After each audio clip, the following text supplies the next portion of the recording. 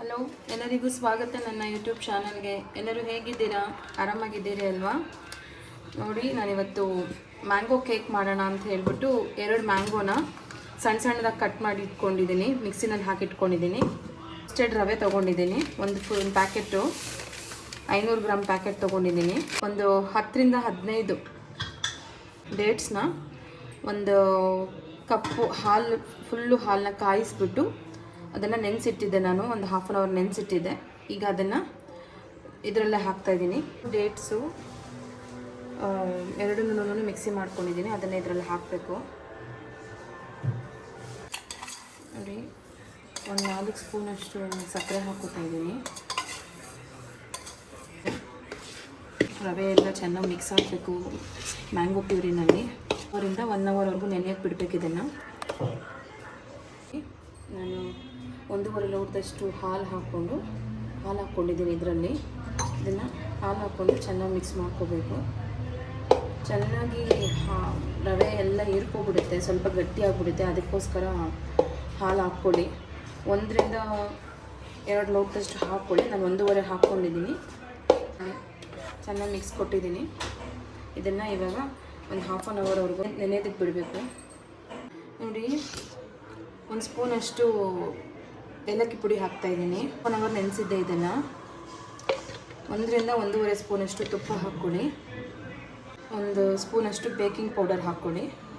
ಒಂದು ಅರ್ಧ ಸ್ಪೂನಷ್ಟು ಬೇಕಿಂಗ್ ಸೋಡಾ ಹಾಕ್ಕೊಳ್ಳಿ. ಚೆನ್ನಾಗಿ ಮಿಕ್ಸ್ ಮಾಡ್ಕೊಬೇಕು. ಓನಲ್ಲ ಒಂದು 15 ನಿಮಿಷವರೆಗೂ ರೆಡಿ ಆಗಿಬಿಡುತ್ತೆ ಇದು. ನೀವು ಬೇಕು ಅಂತಂದರೆ ಸಕ್ಕರೆ ಹಾಕ್ಕೊಂಡ್ರಿ, ಡೇಟ್ಸ್ ಬದಲು ಸಕ್ಕರೆ ಹಾಕ್ಕೊಂಡು ಮಾಡ್ಕೊಳ್ಳಿ. ಸಕ್ಕರೆನೋ ಬೆಲ್ಲನೋ ಬೀಟ್ ಮಾಡ್ಕೋಬೇಕು. ಜಾಸ್ತಿ ಬೇಡ. 1 ಸ್ಪೂನಷ್ಟು ಮೊಸರು ಆ್ಯಡ್ ಮಾಡ್ಕೊಳ್ಳಿ. ಆ್ಯಡ್ ಮಾಡಿಕೊಂಡು ಚೆನ್ನಾಗಿ ಒಂದು 3 ನಿಮಿಷವರೆಗೂ ಈ ಥರ ಕಲಿಸ್ಕೋಬೇಕು. ರೆಡಿ ಇದೆ. ಚೆನ್ನಾಗಿ ಮಿಕ್ಸ್ ಮಾಡ್ಕೊಂಡಿದ್ದೀನಿ. ಇದನ್ನು ನಾನೊಂದು ಬೌಲಿಗೆ ಟ್ರಾನ್ಸ್ಫರ್ ಮಾಡ್ತೀನಿ. ಈ ಬೌಲ್ಗೆ ನಾನು ತುಪ್ಪ ಹಾಕ್ಕೊಂಡು ನೀಟಾಗಿ ಕಾರ್ನರ್ಸ್ಗಳೂ ತುಪ್ಪ ಚೆನ್ನಾಗಿ ಸ್ಪ್ರೆಡ್ ಆಗಬೇಕು.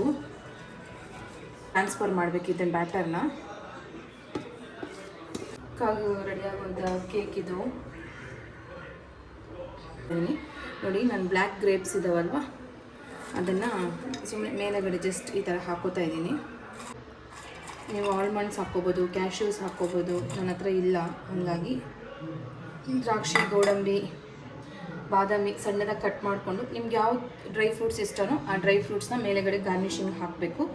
ಇದೀಗ ನೋಡಿ ರೆಡಿ ಇದೆ. ಈಗ ಇದನ್ನು ಸ್ಟೀಮ್. ನೋಡಿ, ಇಡ್ಲಿ ಕುಕ್ಕರ್ ತೊಗೊಂಡಿದ್ದೀನಿ ನಾನು. ಇಡ್ಲಿ ಕುಕ್ಕರಲ್ಲಿ ಒಂದು 4 ಕಪ್ಪಷ್ಟು ನೀರು ಹಾಕಿ, ನಾನಿದು ಈ ಥರದೊಂದು ಸ್ಟ್ಯಾಂಡ್ ಇದೆ ನನ್ನ ಹತ್ರ, ಹಾಗಾಗಿ ಒಂದು ಬೌಲ್ನ ಕೆಳಗಡೆ ಸಪೋರ್ಟ್ ಕೊಟ್ಟಿದ್ದೀನಿ.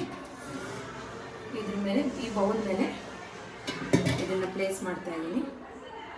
ಇದನ್ನು ಲಿಡ್ಡಿಂಗ್ ಇಟ್ಬಿಡಿ ಸಾಕು. 20 ನಿಮಿಷವರೆಗೂ ಬೇಯಬೇಕಿದು.